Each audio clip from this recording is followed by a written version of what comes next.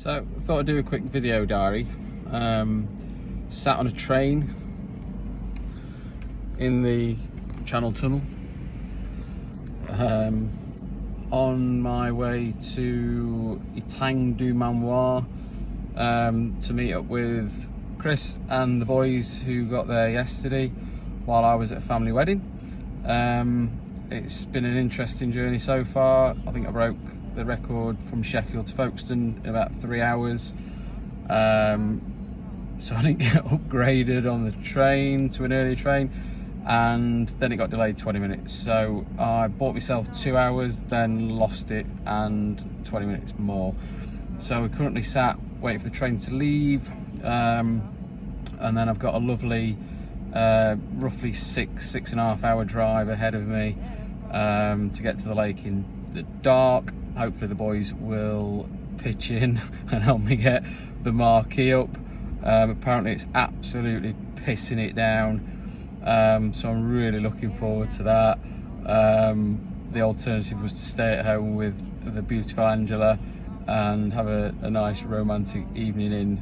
I might have chose the wrong path, but here we are. So we're just waiting to leave. 11:48, so we're already another 8 minutes late. Nightmare. And 6.5 hour drive yet to come. I'll update you again. So pootling down through the French countryside. Got 85 miles to go of the 650 I started at 6 o'clock this morning. ETA just before 7 o'clock local time, 6 o'clock UK time. Would have been a tad quicker, but the local gendarme took umbrage to me breaking their speed limit. So I had to accompany them to the nearest cash point because I didn't get any euros out, and 90 euros lighter, and a breath test, and I was on my way. So that was an interesting one. 3 in a car, friendly lads.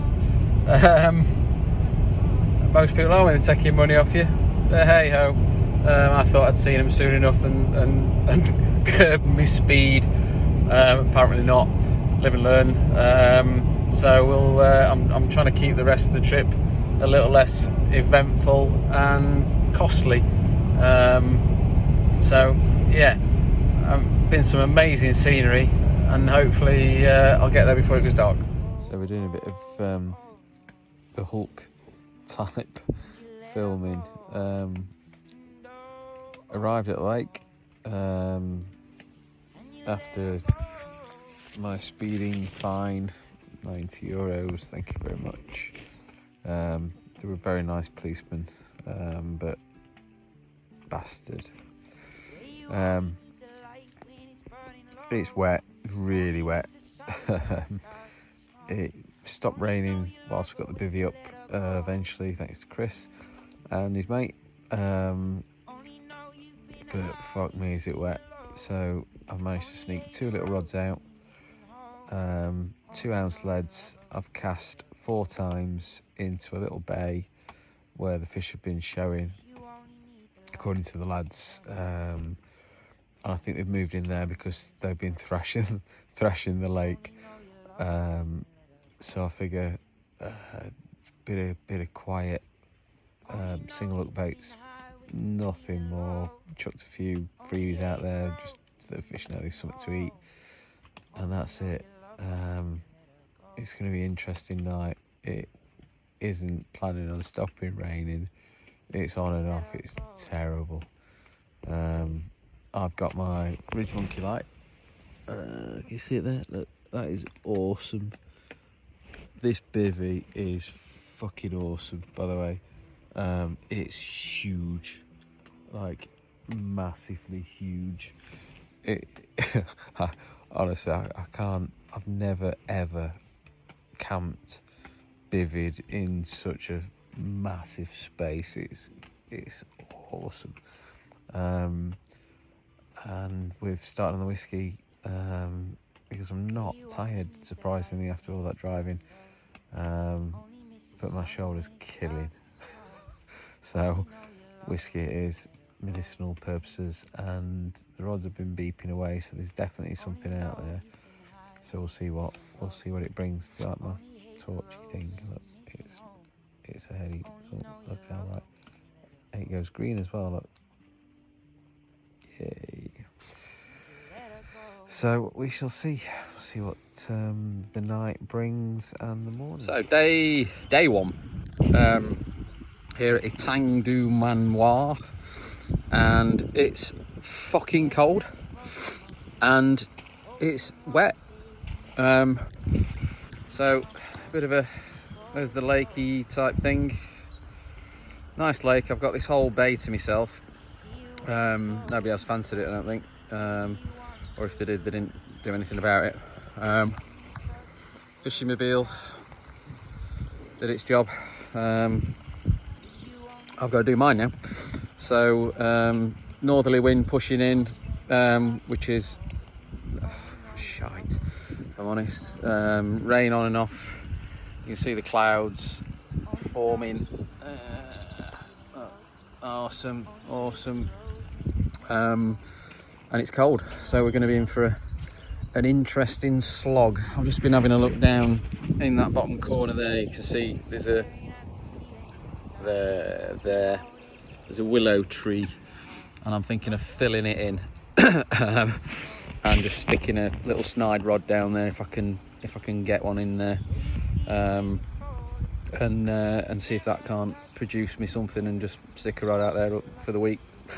And I've got a load of bait to use. I'm not bringing it home, so it might as well go somewhere. And I think if I stick it in the corner, it's less likely to switch the lake, or my little part of the lake, off anyway. If it's nicely tucked out, wind's pushing in there, but normally I'd kind of not bother on the end of a cold wind. They're normally on the back of it, but I've got a little marginally reed line there, if you can see it, that I can go to. So I've kind of got all bases covered. I just need to execute the plan. Back soon. And you let her go. So we've had a bit of luck. The wind's been shifting around all day, and it's come away a little bit from the northerly that it was really cold, on and off with the rain, and I've caught fish, so it's the only one that's been out so far. Smallest in the lake, arguably. Probably never seen a hook in its life. It's a new one that they've put in, just shade over 19.5 pound, but it's stayed a blank so far, which is good, and it's kind of given a thumbs up to a new bait.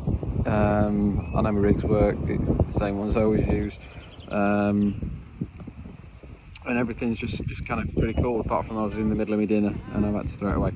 So so far so good, and it was daytime, which was quite nice. Isn't that beautiful, mate? Look at that sky. Camera's pretty reactive, isn't it? It's pretty good. So that's the lake. Look at that, beautiful. I think I'm going to take a photo. So, funny thing happened this morning. My far island rod beaked a couple of times. Nothing spectacular, and it just kind of stayed there and then dropped a bit, and it one of them, this is something else messing about with it. Difficult one. So, but the thing was, I'm back leaded. I've noticed with a back lead that sometimes fish can use it as a pivot. So I'm watching it, and I'm watching the rod, and the rod tip was just tipping a little bit every 20 seconds, just like that. So I thought, fuck it. So I pulled into it, ran back, because there was no tension there. So I ran back in my swim, connected with a fish or something, but I thought nothing, didn't feel particularly big, particularly spectacular. Certainly didn't fight like yesterday's fish, just kind of kited a little bit. came in, and then it rolled in front of me, and I looked at it, thought, a bit bigger than yesterday. But because the pressure was off a little bit, I bullied it a bit more and got it in a bit quicker. Realised that it was well hooked, and just hoiked it into the net. And then I realised that it was big. Thought it might go scrape a 40. Got me shit together, and then I went to lift it out of the water and realised it was a big. Weighed it, put it back in the water. Well, I got some help to come and photograph it, and it went 57.5 pounds, which is the biggest thing I've ever caught. There's not many in the UK of that sort of size. There's a few, but absolutely buzzing. So celebratory beer and the odd whiskey to be had, and it's a nice way to mark the passing of another friend who's going to get married soon. So cheers, Chris. But never to touch and never to keep, cause you loved her too much and you dive too deep.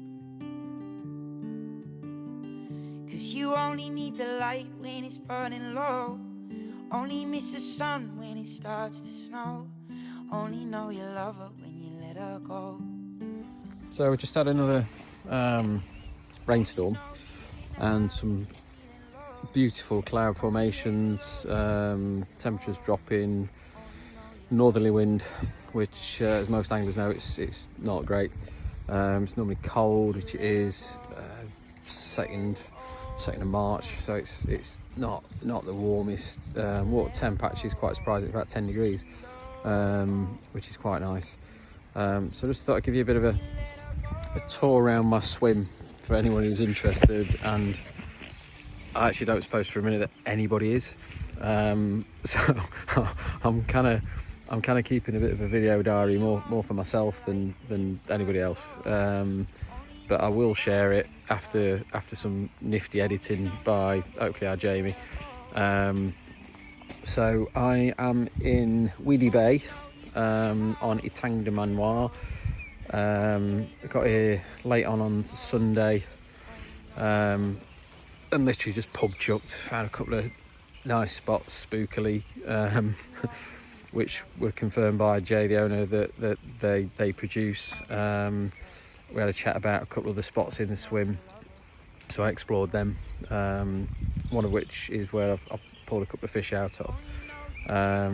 So if you can see it, you can see, I don't know if I can zoom in on, no I can't, so around about there, just on that far margin, just to the right of the boat, you can see the boat there, just to the right there, is where I've had both my fish. There's like a sunken fallen tree, and I took the bait boat out. I had a fluky cast and dropped it within a couple of yards.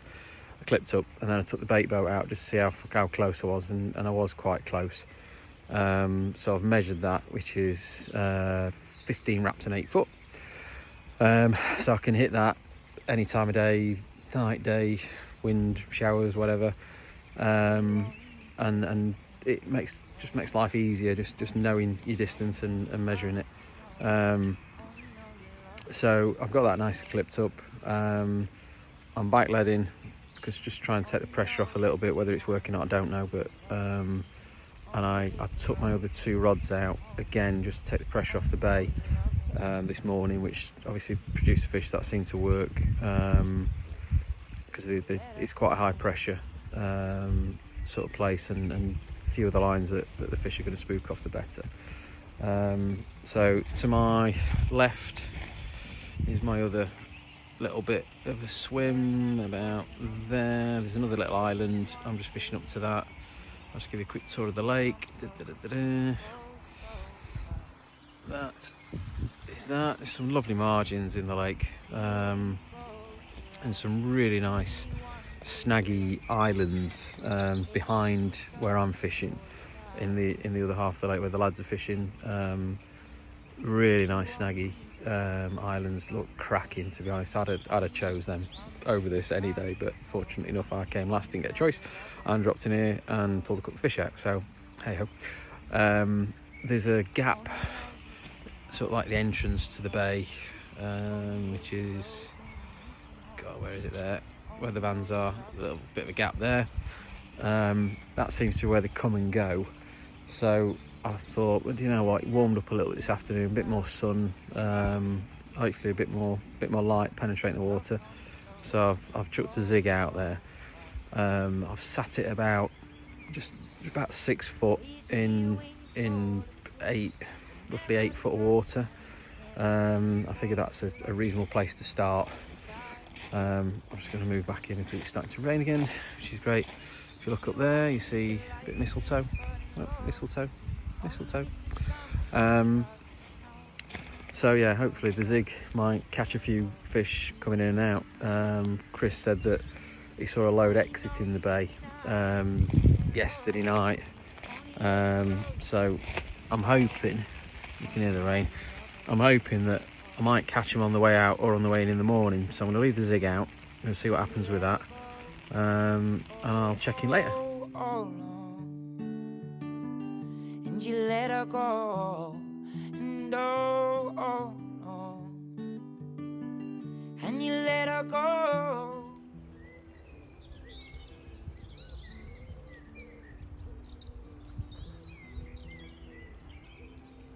Here we go with the trophy shot. It's slippy. It's burning low. Only miss the sun when it starts to snow. Only know you love her when you let her go. Only know you've been high when you're feeling low. Only hate the road when you're missing home. Only know you love her when you let her go.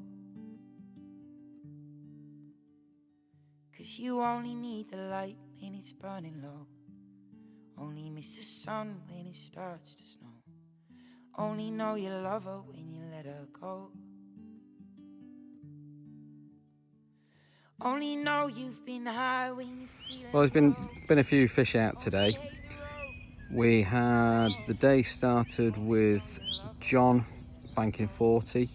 Straight after that, Lee with a 54, and Chris has just put back a 40-pound 10-ounce mirror.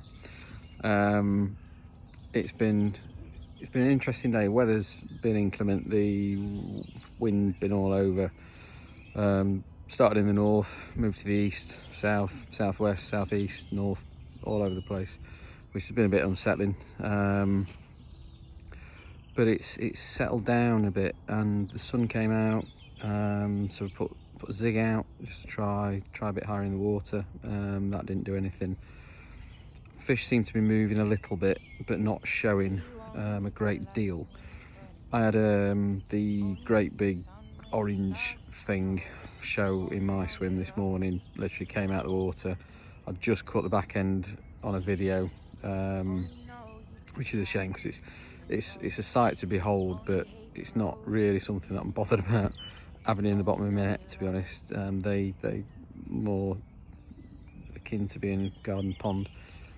So yeah, not really my cup of tea, so I wasn't overly bothered about that. I think I'm fishing quite well.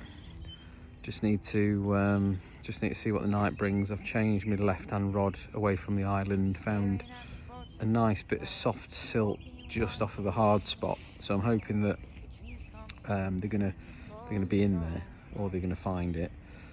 And I've baited up for the first time, put quite a bit, less than half a kilo around that spot. Just spread it around, get them grazing a little bit, because they've not really been having the bait, so it's been a bit of a do you don't you. So I've tried a bit of bait, see what happens, change the spot.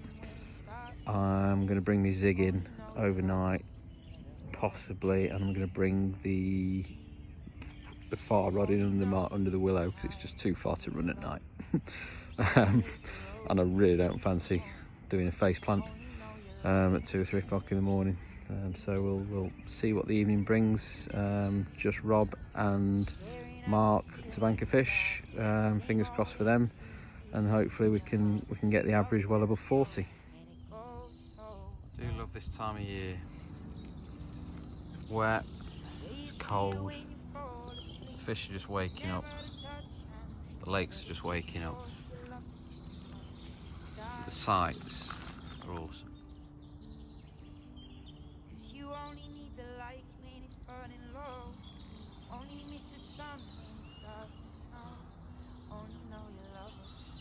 What a beautiful lake. My little friend comes to see me a couple of times a day. See what he can nick. He's a robbing little bastard. He's very friendly. He comes in very close. Doesn't seem at all perturbed by my big feet. So, sun's out. It's brightened up and warming up quite a lot. Barbie's out. Look at that. I've chucked a zig in the gap down there to head off any moving fish. It's been very quiet in the bay this morning. Given the activity that the lads have been having, I thought I'd get some more action, but there's nothing going. So I've chucked one underneath. Let me give you a quick tour. That willow down in the corner. Fancied that since day one. So I've put a bait underneath that overhanging willow. Literally a scattering of bait to go with it, just to keep fish occupied. I've still got me banker rods out there, and where is it? The other island there. And I've got the zig out in that gap there. So I'm hopeful that with the sun coming out and the water warming up a little bit, or the surface layers warming up a little bit, we might be in a bit of luck. But do you know what? Look at that sun, got a shadow and everything. But do you know what? Even if we don't, I've got the Barbie on. Life's good, boys and girls. Life is good.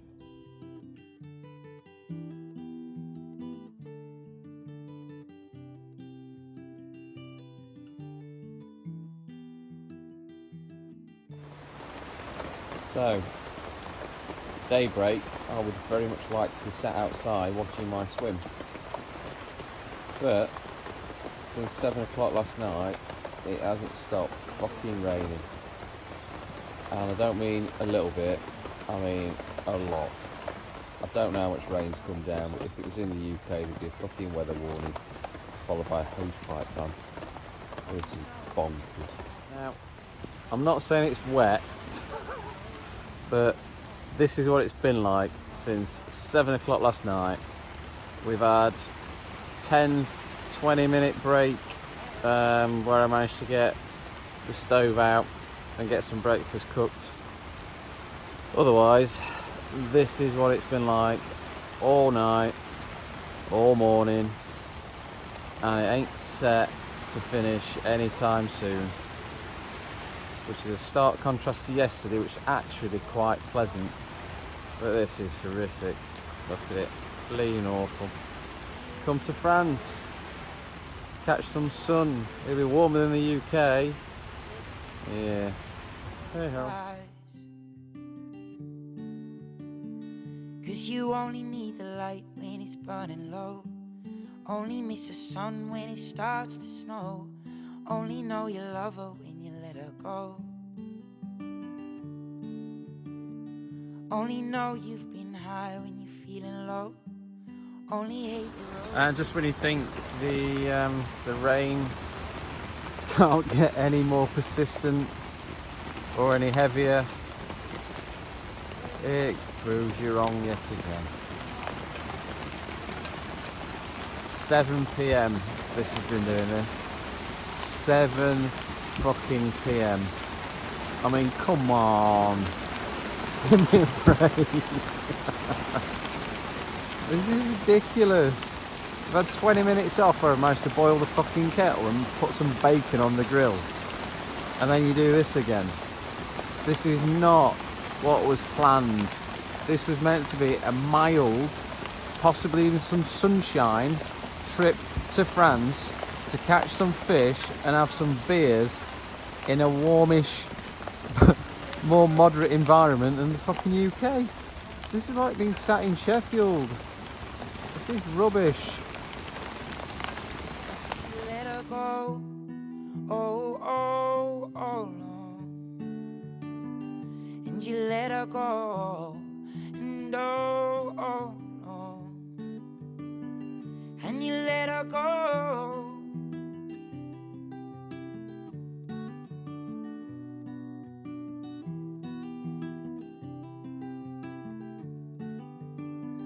Where you only need the light when it's burning low. Only miss the sun when it starts to snow. Only know you love her when you let her go. Only know you've been high when you're feeling low. Only hate the road when you're missing home. Only know you love her when you let her go. 'Cause you only need the light when it's burning low. It's the sun when it starts to snow. Only know you love her when you let her go.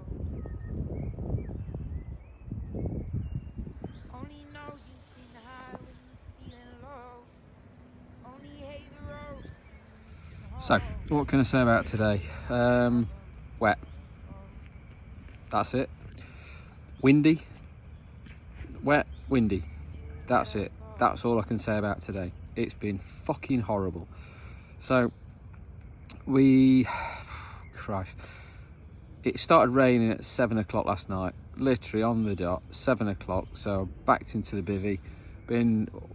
Had a lovely day, just watching the water, just trying to figure things out. Trying to work out a plan. Some of the stuff I've tried just hasn't worked, which is par for the course. I know I've got a spot, so I've been working that spot. Nothing at all. The weather's been all over the place. The wind, the temperatures, the amount of cold rain that's been going into the lake. The water level has come up probably 3-4 inches overnight. It's horrible. Not gonna lie. Just trying to keep warm is kind of the main aim. There's been one fish out today to Rob, 47-pound mirror, which was an absolute cracker. Well done, Rob. That was his first fish. Other than that, it's been very, very quiet. I've not seen a single show, nothing. Which, when it rains all fucking day, followed by gale force winds, is pretty fucking demoralising. So I've been eating and taking photos. That's it. Nothing else. Honestly, it's days like this where you wonder why you don't just pack up and fuck off home to a nice warm bed and a beautiful girlfriend. I don't know. There's a few more 50s to go at. There's a couple of 60s to go at. So I think that's why we stick it out. Didn't get much sleep, as you can probably tell. I'm really not feeling it today. Had a lovely meal, chicken stir fry, noodles, same sort of thing tomorrow with beef, and that pretty much brings the week to an abrupt end, really, because we're off the lake about 9 AM Saturday morning, ready for a nice 12-hour drive to get home. The only good thing about it all is that I've got as I said, a nice warm bed, beautiful girlfriend to go home to, which I'm more than looking forward to. Bye for now. 'Cause you only need the light when it's burning low. So here we are. It's our last night on the lake, and it's turned out actually quite beautiful. The moon's very bright, which is lighting everything up. It's very quiet. Got done on my furthest rod to the right. Look at the moon. That's guitar. That's it. Yeah, got done on my furthest rod. Probably in the wind. Probably had one beep, and it's done me. But live and learn. Had some cracking fish. Some of the boys have had some cracking fish. So overall, cold as it may be and wet as it has been, it's been a successful trip. And as they say, good night, see you on the other side. Morning. So last day, last morning, I've got one rod left out, all packed away. That's done. Car's nearly done. The boys are gathered down yonder, and the lake's looking really good for a bite, as is the way. We need to be off the lake in about 15 minutes, so I'll be bringing this rod in once I've finished my little bit of diary, summarising the trip. Wet, windy, cold, pretty fucking boring. The lake and the weather and everything wasn't particularly suited to having a bit of a social, which is a shame. And nobody seemed overly bothered. Everyone just wanted to get to bed, I think, because it was that cold and wet. So we just had to entertain ourselves really with a nice bottle of whiskey.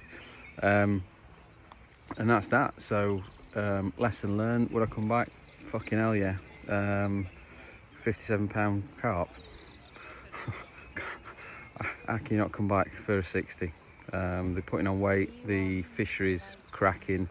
Etang Du Manoir. Look it up if you're thinking about coming to France. It's a lovely water. Well looked after. Guys that run it are great. So you know, the banks are good, peggers are good, facilities are good. So what's not to like? For me, just a bit more of the social would have made it pucker. But fish of a lifetime, and yet more memories to add to the bank. So I'm now looking forward to a 12-hour drive home. Fuck. But I know what prize is waiting for me at the end. See you soon, babe. So here we have our convoy on his way back to sunny Blighty. So here we're coming up to Le Havre, and one of the things I learned about Le Havre is that it's got two bridges that cross the estuary, and they are fucking awesome. So I kind of wanted to share the bridges. So obviously I've got the use of a cameraman, but look at that for a structure.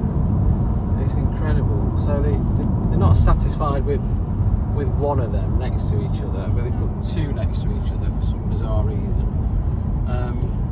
But they are a sight to behold, and even more of a sight to cross. It's quite cool, really. I'm just going to slow down. So I'll do a bit of moment's silence while I concentrate on driving and let you lot enjoy the bridges. So I don't know what 90 kilometres an hour is in English, but it's fucking slow. Look at that. I'm sorry, it made me laugh the first time I went over it. There's a similar one in near Amsterdam. Look at that. It's very phallic. It looks like you're entering a fanny. With a great big clitoris on top. How cool is that?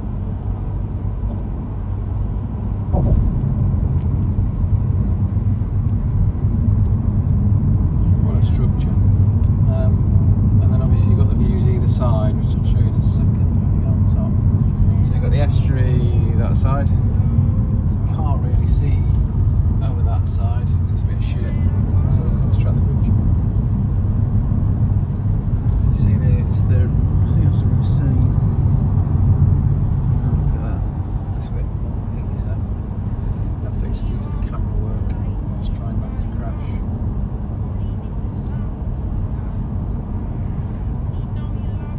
So that is a big old bridge, quite impressive. You see the boys behind me, look. There we go, wave. Yeah. Oh, we've got another toll. And then after the toll, you can see a sweepy bridge. I don't know if you're going to see it. But it's it's like something you'd build as a child from a Skate Electric. If you wanted to jump cars over something, but it's pretty good. You can just about see it in the background. Look, it's actually a bridge. Look at that. It's well cool. So that's the next one we're going over. But I've got to go through a toll first. So I'm going to put my phone away. Honestly, two really cool bridges. I can imagine going over that on a motorbike about 190 miles an hour. I think it's awesome. Hey, John. What's been the most memorable part of the trip?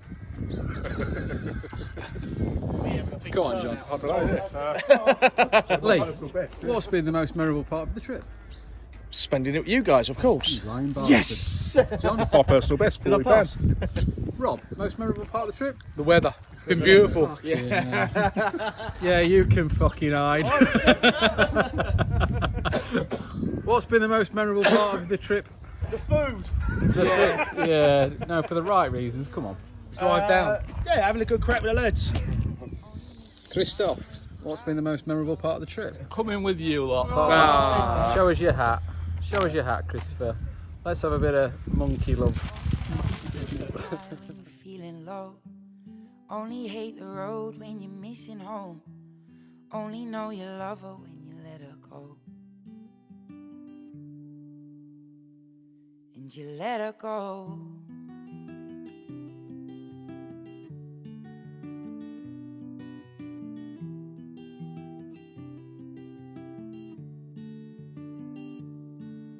Staring at the bottom of your glass, hoping one day you'll make a dream last. But dreams come slow and they go so fast.